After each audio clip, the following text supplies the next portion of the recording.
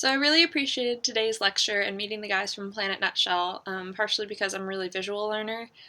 Historically, that's been true. Is if there's an image or an animation or something associated with a concept, then I remember it a lot better. But I'm also a really visual explainer of things. I took a lot of art classes growing up. I used to draw for fun all the time. And if there's like something that I can express by drawing in addition to words, then it usually comes out better than if I'm just rambling on. But that's a personal thing to work on as well. Regarding animation-y things, I have very, very, very little experience with Flash. I've watched tutorials, I haven't experimented it with myself, but I would be willing to learn if people would like to learn alongside me or had an interest in utilizing it, because then I could learn it and troubleshoot if you guys have questions. But on the flip side of that, I'm currently learning how to do animation using Adobe software from one of the people I'm working with on MITx, the molecular biology course. And that's just a really simple workflow from creating vector art in Illustrator, Adobe Illustrator, importing into Adobe After Effects for the animation part, and then importing that into Premiere, which is where I do all my video editing, as opposed to importing back into After Effects, for example.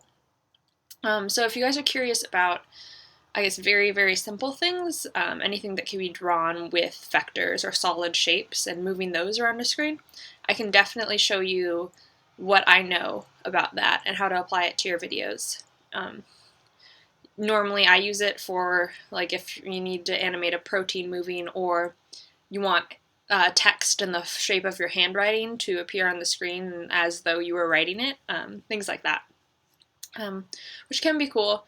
For me, they're a lot more for the explainy type videos, like what is the cell cycle, as opposed to the videos that you guys are kind of making, the Science Out Loud type videos, the style videos that we're making in class, but you may find a use for it, and I'd be willing to help.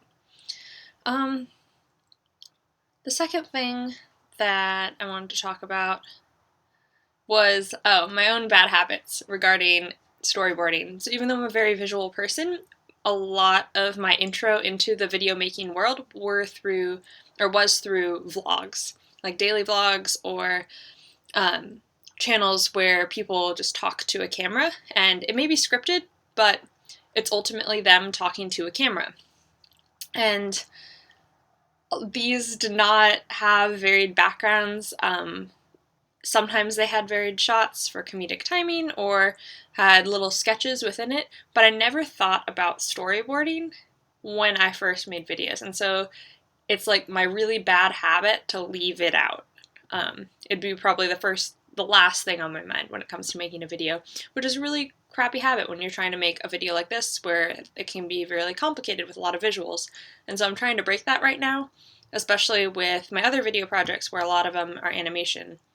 And it's so important to have an idea of what you're going to draw and what's going to be on screen at every single moment, when it's not something as simple as like one of these daily reflections where I'm just talking to a camera. I have some talking points written down, but mostly it's freeform, and people are watching it, if you watch it, for the content, the verbal content and the haphazardness of it, as opposed to the produced video. So I don't know, it was really humbling to see people who draw so well for a living and storyboard and stuff for a living, because I'm interested in the media industry and it's such a big part of it, but I'm also really lazy when it comes to this part, this like really critical part of making produced media as opposed to something casual like this. So yeah, everyone has a lot to learn, including myself, and I'm really happy I'm in this class. That's all.